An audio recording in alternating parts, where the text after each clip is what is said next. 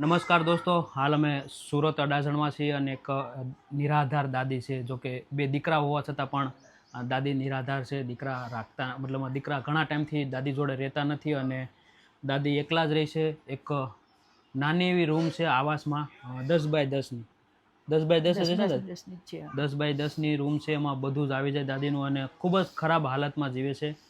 દાદા હતા પણ દાદાનું પણ 1 વર્ષ પહેલાં અવસાન થઈ ગયું છે અને દાદીને ઘણા બધા સંઘર્ષો કરી, ઘણી બધી મહેનત કરીને પોતાનું ઘર ચલાવે છે. દાદી આજુબાજુવાળી સોસાયટીમાં બધે ઘરે ઘરે કામ કરી અને જે પણ પોતાનું ઘર ગુજરાન નાનું મોટું લાવી અને ઘર ચલાવવાની કોશિશ કરે છે. તો દાદીનો ફોન હતો કે આવી રીતની અમારે તકલીફ છે, તો અમારી ટીમ આવી છે અને જે પણ દાદીને મદદ થઈ શકશે એટલી મદદ કરવાની કોશિશ કરશું દોસ્તો. તો તમે કન્ટિન્યુ એપિસોડ જોવો અને તમારા દરેક ગ્રુપમાં શેર કરો. દાદી, મારું નામ નરેશભાઈ છે. તમારું નામ શું છે દાદી? કમુબેન. કમુબેન. તો પછી શું શું તકલીફો પડે છે દાદી? તકલીફ તો બહુ પડી, બહુ તકલીફ પડી. એમને છે ને પહેલાં તાવ બહુ આવતો, દવાખાને લઈ જતી હતી ને સરકારી, નહીં બધે રડાતું વાત નહીં. દવાખાને લઈ જતી પછી બધું ટેસ્ટ કરાવ્યું તો કે તમારે તો કેન્સર છે, એમ કે ઓપરેશન કરાવવું પડે. અહીંયા હતું કેન્સર આટલું મારા દાદાને. હા. પછી મેં કીધું કે સિવિલમાં કામ ધક્કા ખામે, તો કામ પર બધા બોલાવ કર્યા કરે, ઘડી ફોન આવ્યા કરે. તો મેં કીધું કે પછી પેલા ખ્યાલી ત્યાંથી એક જણા તે કે તમે એમાં લઈ જાઓ, કિરણમાં. ત્યાં ઓપરેશન નહીં કર્યું, આ બધું બારી શેક કરી બારી બધું રોજ જતા, 2 જણા રોજ જતા. એને મેં મને કેટલા પૈસા હતા, મેં જૂઠું નહીં બોલતી, મેં લગભગ 80,000-90,000 જેવા મેં ભેગા કરેલા. બધા રિક્ષા ભાડામાં જતા રહ્યા. પહેલાં 6,000 તો ભરવા પડેલા. પહેલાં પેલું બહાર મોકલો નહીં કાપી નથી, તો 6,000 પહેલાં ભરાવેલા મારી પાસે. એ ભર્યા અને પછીથી ચાલુ કર્યું. રિપોર્ટ આવી પછી તો દવા રોજ જવાનું, રોજ અહીંયા શેક આપે, બહાર એને બધું કરે. એટલે પછી દાદી તમારા દીકરા તમારી સાથે નથી રહેતા? નહીં રહેતા, પહેલેથી નહીં રહેતા. અમે તાજુ પડપટ્ટી રહેતા ને ત્યારથી જ નહીં રહી બે છોકરા. કેમ એમ દાદી? એમ જ બસ ખાલી જ. મોટાની બહુ નથી હારી, એટલે એવો જુદો થઈ ગયો. એટલે પછી નાનો હો નીકળી ગયો, એમ કે તું ના મોટી બીજી જાતની છે, સોનગઢવાળાની, બહુ નહીં હારી, નકામી છે એકદમ. તો મારા નાના છોકરાને બી નહીં ટકવા દેતી. કુંવાર હતો ત્યારે એને ખાવાનું નહીં આપે. હું કામ પર જતી રમતો, ખાના દાળ બનાવીએ ને તો દાળ ઉપરની પાણી જેવી દાળ એને ખાવા મૂકે. બપોરે ખાવા આવતા દાળ બનાવે ઉપર પાણી, હા, પાણી જેવું એને ખાવાનું મૂકે, એવું બધું કરતી હતી એને.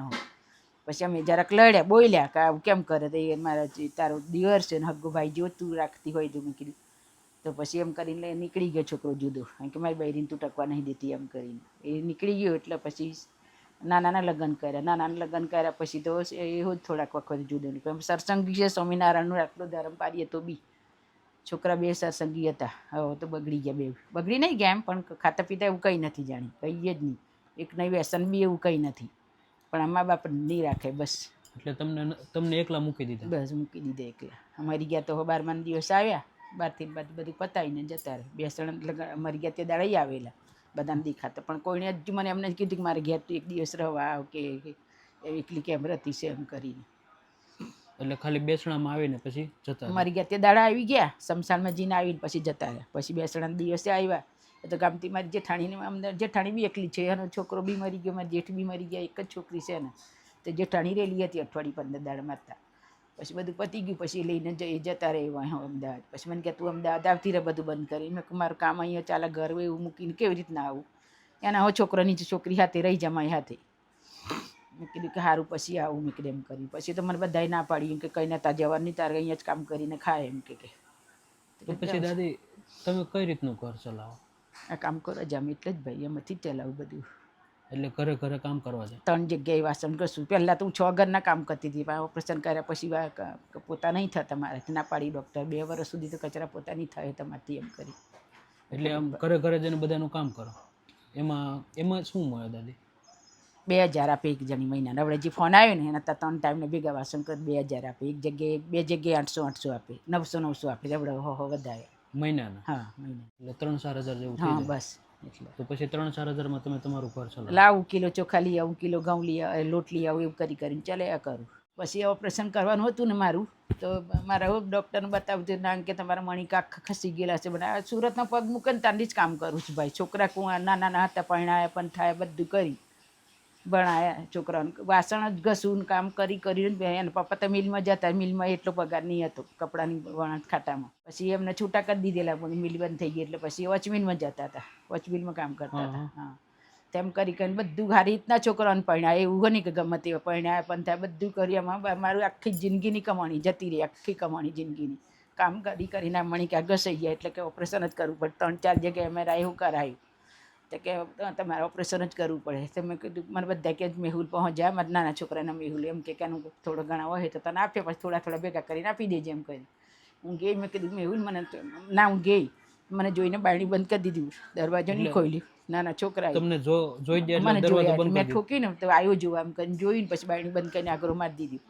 તમે એની બૈરીને પ્રતીક્ષા દરવાજો ખોલ્યું તા કે મેહુલ નહીં ખોલવા દેતા હું કરું એમ કે ઓકે મેહુલ દરવાજો ખોલ મારે કામ છે થોડું દરવાજો ખોલ તો નહીં ખોલી પછી બહારથી મેં જારીમથી કહીને આવી મેં કીધું મારું ઓપરેશન છે મને થોડા ઘણા પૈસા આપ કર મેં કીધું ઓપરેશન કર એમ કે સિવિલના બધા મફત દવાખાના બહુ પડ્યા તા કરાવી દે એમ કે પૈસા ખર્ચીને હું કરું પણ થોડા ઘણા તો લાગે જ ભાઈ પૈસા મેં કીધું થોડા ઘણા પૈસાની મદદ કરે ના મોટાને તો એટલું નહીં એટલે હોસ્પિટલમાં એને એટલો પગાર નથી એને એવું ઘર ભાડું ભરી દઈ હોય તો હમણાં એને મળી સમજીમાં તો મેં કીધું કે એને પહોં મને બધાએ કીધી મારી નંદન એમ કે તમે મેહુલ પહોં જાઓ ને થોડા ઘણા પૈસાને પહોં કરાવો એમ કરીને ગયા તો પછી તમે ઉછીને આપી કહીને લઈ આવો બીજી જગ્યાએ તો થોડા કરીને આપી દેજો એમ કરી તો પછી મેં ત્યાં ગઈ તો મને બારણી બંધ કરી દીધું દરવાજો નહીં ખોલ્યું મારા હગ્ગા છોકરા મારો નાનો છોકરો નહીં ખોલ્યો દરવાજો બંધ કરી દીધું પછી મેં બધા મન જોઈને બંધ કે પહેલાં મેં ઠોકીને એમ કરીને તો આવ્યો જોવા એમ કરીને જોયું એટલે સીધો બંધ કરી દીધો દરવાજો આગળ મારી દીધું મેં કહું મેહુલ ખોલ મારા કામ છે મેહુલ ખોલ તક પછી બોલ્યો જ નહીં પછી મેં કીધું પ્રતીક્ષા દરવાજો ખોલ મેં કીધું મારા કામ છે એટલે આવી એમ કીધું કે મેહુલ નથી ખોલવા દેતા એમ કે સગો દીકરો પછી બાયણે બેહીને થોડીક રડી દરવાજે બેહીને રડીને પછી નાહી આવી ઘેર આવીને પછી મેં પપ્પાને કીધું આવું કે તો કે હવે નહીં જતી કોઈ દાડે પગની મૂકતી કે મેં કુંકા જતે બધાએ કીધું એટલે ગઈ કે મને કાલે કહે કે તે મને કીધેલું મને પૂછેલું ઓપરેશન કરાવી તેવું કે પછી કે બહુ બધા દવાખાના છે સુરતમાં એમ કે સરકારી દવાખાના ત્યાં કરાવી દેવાનું એમ કે પૈસા ખર્ચવાની હું જરૂર છે એમ કે દીકરો કે પછી નહીં આવ્યું તો પછી ત્યાં ગયા ત્યાં ઓપરેશન કરાવ્યું તો ત્યારે મારા દાદા હાજર હતા એમના વડે 7મો મહિનો ચાલે મારી હમણાં 7 મહિના થઈ ગયા હમણાં મહિના હજુ ને હોસ્પિટલમાં જતા તો એમની બીમારી એટલી હતી તોય પછી એ તો બહુ જ એ થવા લાગ્યું ને ત્યારે પછી 6-7 મહિનાથી ઘેર હતા અચાનક જ આવું થઈ ગયું બધું સારું થઈ ગયેલું ને પછી મારા દાદા જ્યારે જતા રહ્યા ત્યારે પછી દાડાનું ને કઈ રીતનું તમે પછી કર્યું તમે એકલા જ કરી બધું હા દીકરા એમાં સપોર્ટ નથી કર્યો ના મારા નાના છોકરાના સાસરી વાળે કહેતા મેં હુલીમ કે તારી મમ્મીને કંઈ મદદ કરી જો એમ કે તો એમ કે માગ્યા તો આપે પૈસા એમ કે પણ મને એના પપ્પા ના પાડતા હતા જો મને કંઈ બી થઈ જાય ને તો 1 રૂપિયો નહીં લેતી એમ કે જીવતા જીવાય નથી આપ્યો તો મરેલા પર નહીં લેતી નહીં કરે ને ચાલે બારમું એમ કે કંઈ નહીં કરે એમ કે મારા દાદા કહેતા એટલે પછી મેં નતા લીધા છોકરા પહોંચ્યું હું એક જ વાર પૂછ્યું એમ કે એને સારાને કીધું એને સાસુને સારા કે મારી પાસે માગ્યા તો આપે એમ કે ખર્ચો થોડો ઘણો એમ કે 2-5 હજાર મદદ કરે એમ કે મારી પાસે નહીં માગે તો હું નહીં આપું એમ કે મતલબ સગા બાપના ઓલામાં દીકરાએ પૈસા નહીં આપ્યા એને દાદી રડોમાં અમે તમારા દીકરા છીએ અને જે પણ અમારે કીધે થઈ શકશે એટલી મદદ કરવાની કોશિશ કરશું તો પછી દાદી શું તકલીફ પડે ખાવા પીવાની તકલીફ પડે ખાવા પીવાની એટલા કામ ધંધો બહુ નહીં થાય વધારે આવીને તરત પછી દવા લઈને એવી બધી દવા એવી બધી ચાલતી છે એટલે દુખાવો ને એવું બહુ થાય એટલે પછી હું રમ આવીને ઘેર આવીને થોડું ઘણું કરી આવું પછી પાછી હાજર જ અમે એવું કરું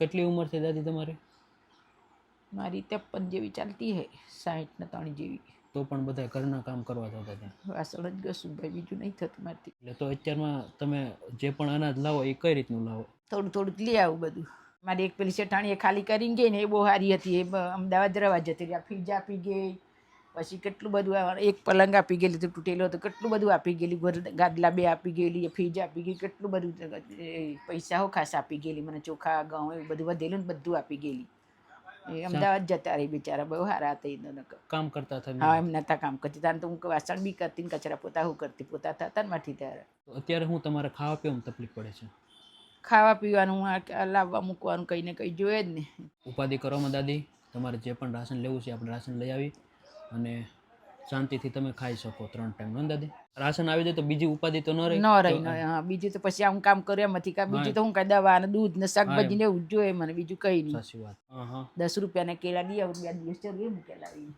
કેટલા અને બે એ તો કેળા લઈ આવું 10 રૂપિયાના, એવું ખામ પર ઇન્જેક્શન નથી લીધા, પાછું 3 મહિના થાય એટલે રિપોર્ટ કરાવું. હાડકા જ બહુ ખરાબ થઈ ગયા મારા, ઘસાઈ ગયા બધા કામ કરી કામ કરી કરી. એની દાદી ઉપાધિ કરવામાં અમારથી જે મદદ થઈ મારે શકે. પહેલું આણું વારી લઈ આવેલા સુરત, ત્યારથી જ આ ઘર કામ કરું. આજની તો 50-60 વર્ષ થઈ ગયા ત્યારથી કામ કરું, 51 તો ખરા જ, ત્યારથી કામ કરતી છું ભાઈ, ઘર કામ જ. ભણેલી નહીં એટલે વાંચતા લખતા આવડે, કંઈ દુકાનમાં જવાય નહીં કંઈ, એટલે આ બધું કામ કરે. ઉપાધિ કરવામાં દાદી અમારથી જે પણ બની શકશે ને એટલે અમે મદદ કરવાની કોશિશ તમારી મહેરબાની ભગવાન કરે, બધું સારું થઈ જાય. નહીં ચોક્કસ ઉપાધિ કરવામાં બધું સારું થઈ જશે દાદી.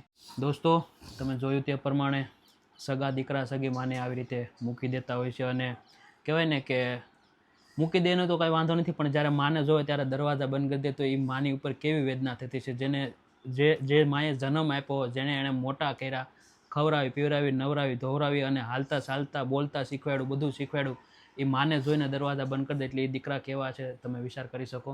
પણ કાંઈ નહીં, ભગવાન એને સદબુદ્ધિ આપે, અને જે પણ આપણી સંસ્થા દ્વારા જેટલી પણ દાદીને મદદ થઈ શકે એટલી મદદ કરવાની કોશિશ કરી, જેથી કરી દાદી પોતાનું આગળનું જીવન છે શાંતિથી રહી શકે. અને દાદીનું થોડાક ટાઈમ પહેલાં જ ઓપરેશન કરાવ્યું છે મણકાનું, તો એમાં પણ ઘણો બધો દાદીને, જોકે ઓપરેશન તો ફ્રીમાં જ થયું છે, પણ કહેવાય ને કે આરામ કરવો પડે, એના લીધે દાદીનું ઘણું બધું અટવાઈ ગયું છે. તો જે પણ આપણેથી થઈ શકે એટલે આપણે દાદીને મદદ કરવાની કોશિશ કરીએ. તમે કન્ટિન્યુ એપિસોડ જોવો અને તમારા દરેક ગ્રુપમાં શેર કરો.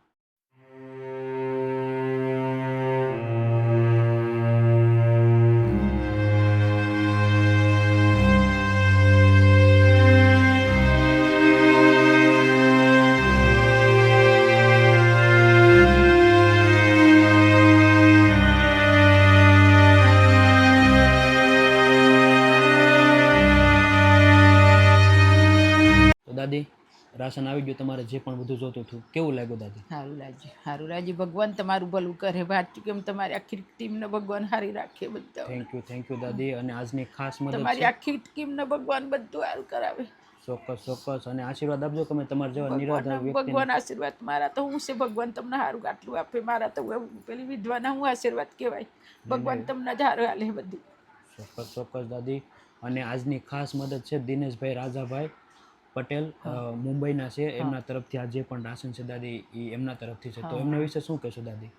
હવે એમને તો ભગવાન સારું જ કરવાના ને, આટલું બધું બધાને ગરીબને મદદ કરે તો ભગવાન એમને કા ઉપર સુધી પહોંચાવે સારી રીતના, બધું સારું કરાવે ભગવાન એમને. ચોક્કસ દાદી. અને thank you so much Dineshbhai, કે તમારો પણ ખૂબ ખૂબ આભાર. આજે તમારા તરફથી એક દાદી, નિરાધાર દાદીને સરસ મજાનું 3 ટાઈમનું ખાવાનું અનાજ મળી ગયું. અને દાદીને ઘણી બધી તકલીફ છે, કેમ કે જે મેન વસ્તુ હોય છે ગોવાનું મણકાનું ઓપરેશન કરાવ્યું છે, એટલે દાદી પહેલાં કામ પણ કરી શકતા ઘણી બધી જગ્યાએ, પણ હવે દાદી બહુ ઓછી જગ્યાએ કામ કરવા જાય છે, અને એક પોતાનું ઘર ગુજરાન ચલાવે છે. જે પણ નાના મોટી વસ્તુ કહેવાય ને કે ટકનું લાવીને ટકનું ખાઈ દાદી. બસ એવું જ છે. એટલે આજે તમારા માધ્યમથી દાદી સુધી 10 ગ્રામનું અનાજ ભેગું છે. તો થેન્ક યુ સો મચ. ભગવાન તમને ખૂબ જાજુ આપે, ખૂબ પ્રગતિ આપે, અને આવીને આવી રીતે નિરાધાર નિસહાય લોકોની વધુ મદદ કરતા રહેજો.